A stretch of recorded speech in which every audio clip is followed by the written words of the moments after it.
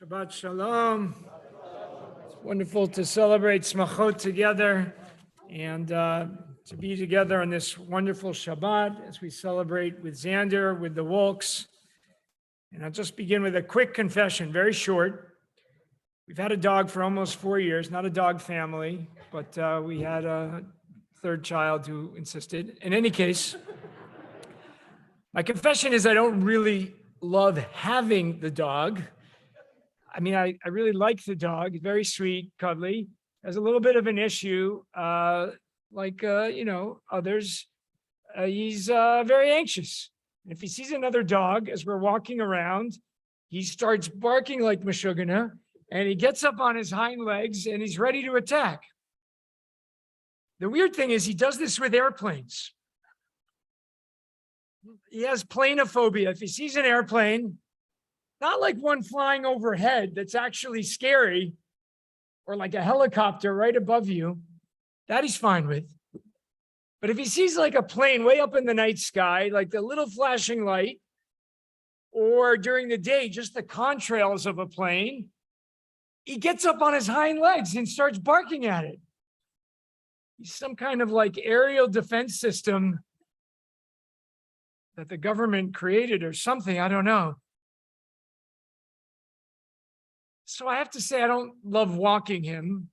That's not even to mention all the coyotes in the neighborhood, which, as you can imagine, are not fun either. Bottom line, I don't love taking him around.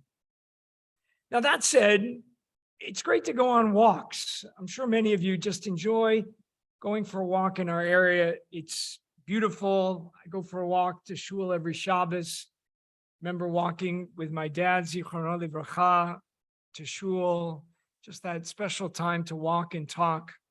And our parsha begins with walking, right? The Israelites are told as they enter the new land, the promised land, they're going to bring baskets of first fruits, bring them up to Jerusalem. And these farmers would be walking together, and you can kind of imagine them streaming into this river of people going up to Jerusalem.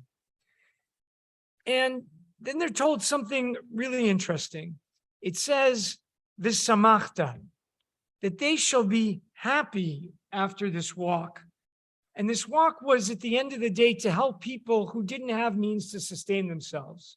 The Levites, the strangers, the immigrants, the orphans, the widows. And they brought all of their gifts, their fruits, and their part of their harvest to them. And the Torah saying, and then they would be filled with a sense of joy. All of this, of course, brings us to another kind of walking we find later in the Parsha. We find the phrase, Baruch atah b'boecha, Baruch atah b'tzeitecha. One of the blessings, and I thank Xander for speaking about the curses and Liz for reading all the curses. We didn't realize how many curses there could be, but in any case, there's a lot. In the blessings, it says you shall be blessed in all of your journey each day, as you go out in the morning, as you come back. And it's a reminder for how to live our lives each day, right? We should start it with a sense of wonder and blessing and gratitude, and that should flow through us the entire day.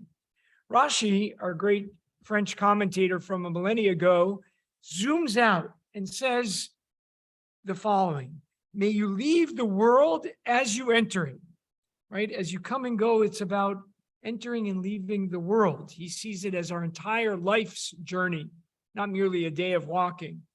He says you should leave it as you enter it without any sin, having a good and blameless life. And so we're reminded as we live our lives, it's critical to see how we walk in it. And of course, this is related to the word halacha, right? From the word lalechet, to go, to walk. Halacha, meaning Jewish law, is the way you are supposed to walk through your life. We're supposed to live a life of ethics, of morals, of kindness, of meaning. And I'll just make one little Star Wars reference. For fans of The Mandalorian, I know it's old, but I really liked it a lot. No other fans. All right, I got two. The Mandalorian represents a group of people who walk by their own unique path of ethical behavior, of loyalty and customs, which they call the way. And the trope of the series is the phrase, "This is the way." This is the way to walk through your life. And so I'll come quickly for full circle, that walking reminds us how we should live our lives.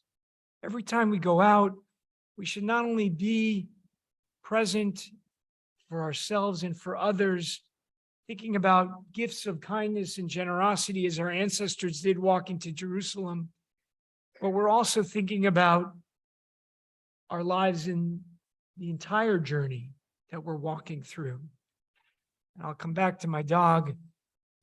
It's a reminder that I should have more compassion for him and for myself and walk him as best as I can, recognizing my limitations and his own, trying to take as much simcha, as much joy as I can from it. Shabbat shalom.